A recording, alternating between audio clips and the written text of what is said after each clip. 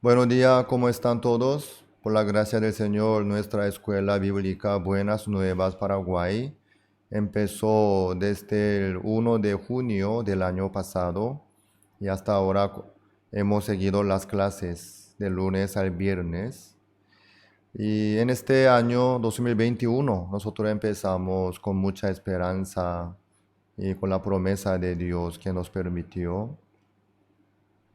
Y será tu descendencia como el polvo de la tierra, te extenderás al occidente, al oriente, al norte y al sur, y todas las familias de la tierra serán benditas en ti y en tu simiente. Génesis capítulo 28, 14.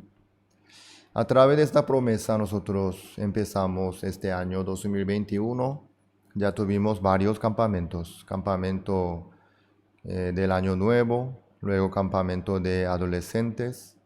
Y en cada campamento nosotros pausamos la clase, ¿verdad? Porque manejamos todo juntos en online.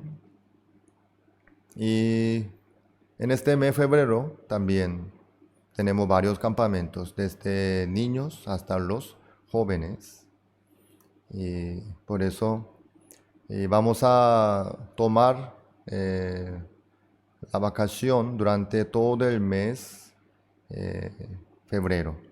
Nuestras vacaciones del verano, todo el mes febrero vamos a tomar. Luego recién el 1 de marzo vamos a continuar la clase. En vez de parar así cada semana, unos días así la clase, mejor vamos a tomar buen descanso y las vacaciones. Pero el culto online a través de GBS Paraguay, eso va a continuar, ¿sí? Y también Good News Theology School de Nueva York, desde hasta el 5 de febrero estará abierta la convocatoria. Que sigan adelante, por favor. Solamente nuestra escuela bíblica Buenas Nuevas Paraguay tomará vacaciones durante todo el mes febrero. Luego, a partir del 1 de marzo, vamos a continuar nuestras clases. Entonces, que pasen bien. Igual durante el mes de febrero estaremos con ustedes, con todos los campamentos, ¿sí? Que presten atención, que sigan acompañándonos.